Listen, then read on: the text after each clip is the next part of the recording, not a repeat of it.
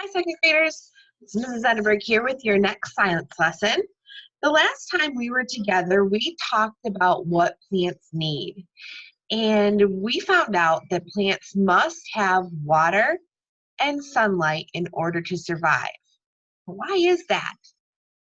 Plants can't go to the store and get some groceries or order a pizza for food. Instead, plants have a certain process called photosynthesis, which is how they make their own food. Photosynthesis is the process by which green plants use sunlight to make their own food from carbon dioxide and water. Photosynthesis in plants generally involves the green pigment chlorophyll and generates oxygen as a byproduct. What does that mean? All right, so in order for plants to get their enough food to survive, they have to make it themselves. And they use sunlight, they use water, they absorb that through their roots, and they also need carbon dioxide, which is a gas that we actually exhale. We breathe in oxygen and we exhale carbon dioxide. So the plants use those three ingredients to change them into glucose, which is another word for sugars, and oxygen. Oxygen is what we breathe in. So it's a kind of an exchange between carbon dioxide that the plants need, and they give out oxygen, which is what we need. And through that, they make their own food, the sugar that they survive on. The chlorophyll is that green pigment inside most plants, and that is the chemical that absorbs the sun's light energy for this process of photosynthesis to happen. So some of you have been showing me some pictures of plants that you've been sprouting at home and things that you've been growing, and I've made the comment that you have a green thumb. Well, that's just a figure of speech for someone who's really good working in the garden and growing plants, because that green pigment can get on your thumbs, and that's why it's called a green thumb. So another thing that plants must have to survive is a way to make more of themselves. Without making more of themselves, those plants would go extinct. So it starts with a process called pollination. Flowering plants make pollen. When pollen is moved from one plant to another, seeds can form. Seeds can grow into new plants. Some animals get food from the flowers. Pollen sticks to an animal when it visits a flower for food. The animal pollinates the next flower it visits. Some pollen from the first flower is left on the second flower. Some plants depend on animals for pollination.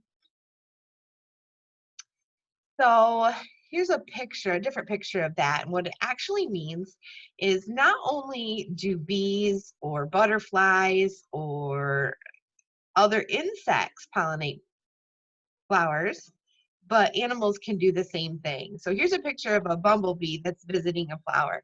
Now plants produce these beautiful flowers with delicious smells and yummy nectar in the inside to entice animals and insects into coming over and visiting. They'll enjoy some of that nectar from one flower and fly it over to another flower to get some more. And when they do that, they're picking up pollen from one flower and taking it to the next. And when it transfers over to that other flower, that's when it can start to produce a seed. And normally seeds are located inside of fruits and vegetables and berries. This all works to the benefit of the plant, because then our animals can come over, grab up that delicious fruit or vegetable and take it someplace else. And that's what we're going to talk about today. How important animals are in that process.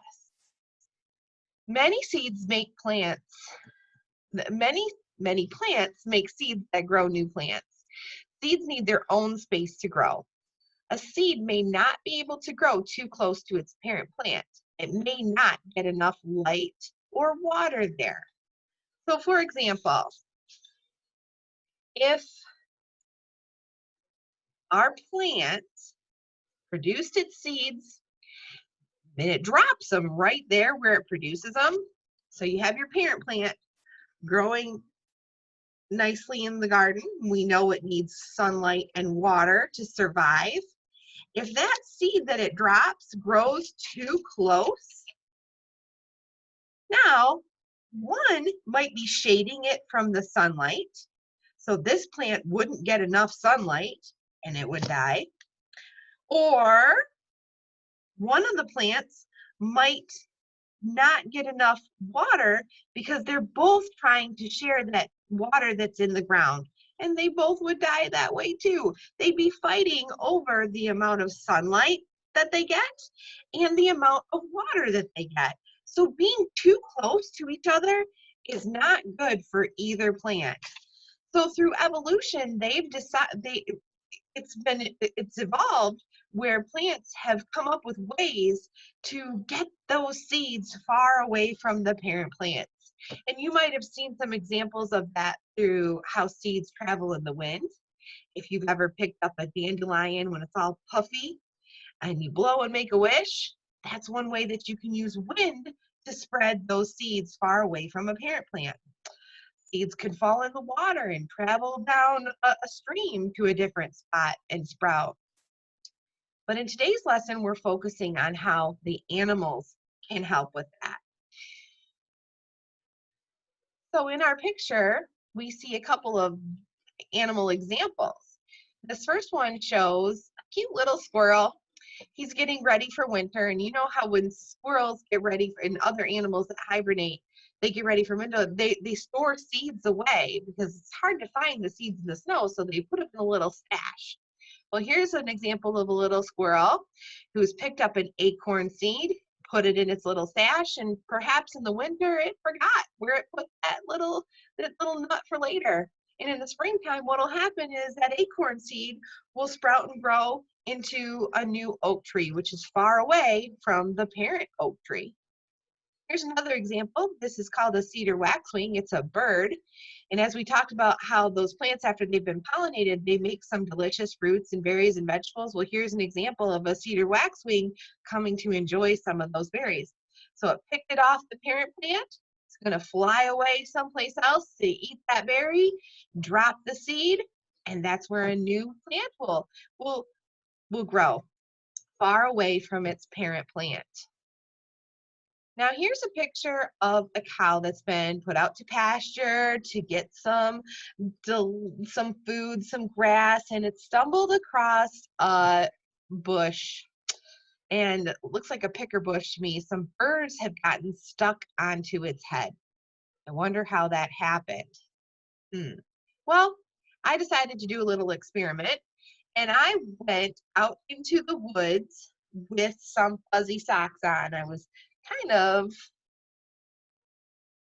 like the cow's fur, my fuzzy socks, I snagged up some seeds on my fuzzy socks. So those black specks on there are actually different kinds of seeds that I picked up in the woods wearing these fuzzy socks that kind of look like the white cow's fur.